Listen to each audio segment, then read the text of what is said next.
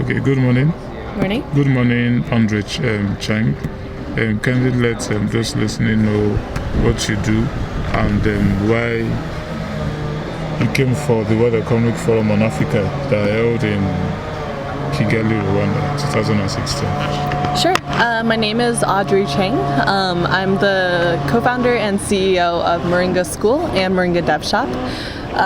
What we do, we are a coding school based in Nairobi, Kenya. We're a coding school, and for the Dev Shop, we're a software development shop that does work for clients around the world. So essentially what we're doing is upskilling high potential African youth into becoming world-class developers. What's a coding school? Or what's coding? What was a coding school? Yeah, so coding is essentially software development programming, right? So we're upskilling youth in skills like HTML, CSS, JavaScript for front end, Python, Django for back end, Android, user experience design, and also a lot of professional development. So we're creating not just world-class developers, but truly holistic leaders. How does coding help anyone? What's the relevance of coding for those who don't know? Sure. So coding is the foundation to a lot of what people talk about when it comes to ICT. Mm-hmm. So if you look at any of the apps that are being built, you look at tech companies like Jumia and whatnot. They all have a ton of developers that build their service or product for them. Mm-hmm. So essentially, if you look here in Rwanda, the government is doing a huge ICT push to digitize everything. Mm-hmm. Right? In order to digitize things, you have to know how to code. Oh. In order to digitize things, you must know how to code. Right. And from your experience on the African continent, do we have enough Africans going into coding? Do we have enough Africans going into coding? So right now, I think the issue now is that there's a lot of interest. There's a lot of interest. Yes, there's a ton of interest. So even for our program, our acceptance rate is very low. And there's definitely a lot of interest, but I don't think there's enough access to high quality education. Why do you think so?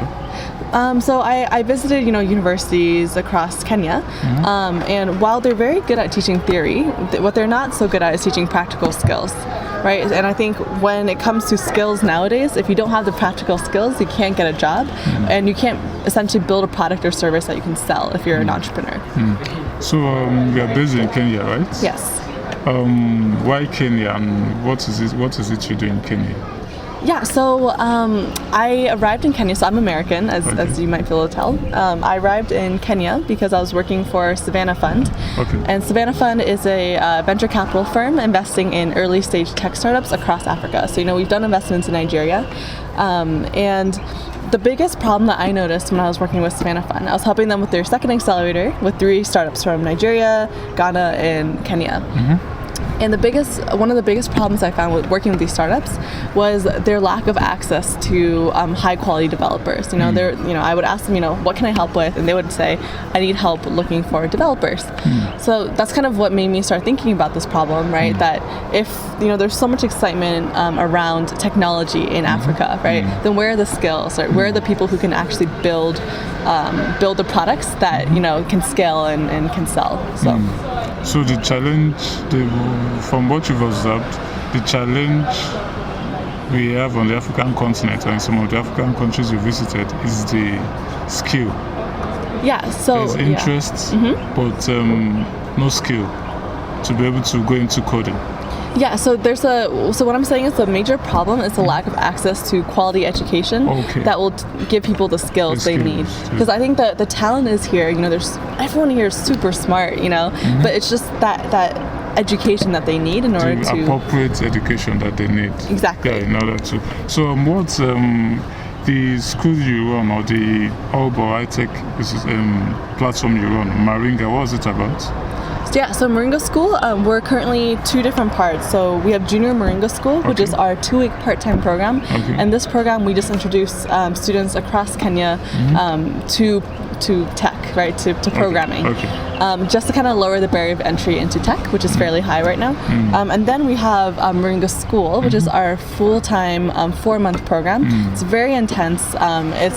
It's very, very intense, and it's like I said, it trains in web and mobile development, UX professional development. So in this program, we're transforming people from the level that they come in at to world-class developer. So why is Moringa School only based in Kenya? Yeah, so Moringa School, we definitely are looking to expand. So our class, we've attracted students from Kenya, from Nigeria. Really? From Nigeria? Yes, from Rwanda, from South Sudan, Burundi. So, we're getting a lot of interest from, the continent right now. And we're looking at, where's our next move? Like, where should we set up next? People might be curious. Is Moringa School an elitist school or a school for everybody? Sorry?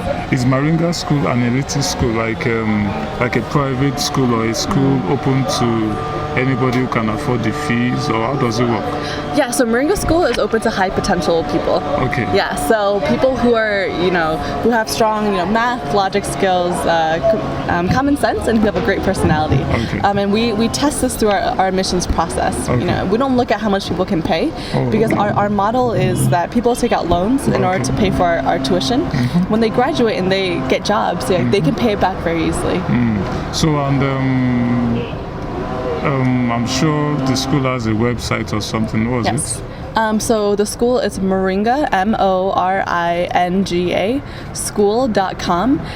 The second one is Moringa Dev Shop, so Moringa devshop.com. Okay. Yeah, so Moringa Dev Shop is our tech consultancy where we do work for clients around the world. So what's the next move or next innovative idea from Audrey Cheng and Moringa School?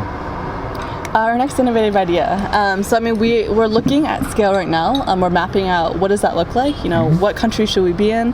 What other skills should we be teaching that are in high demand? So.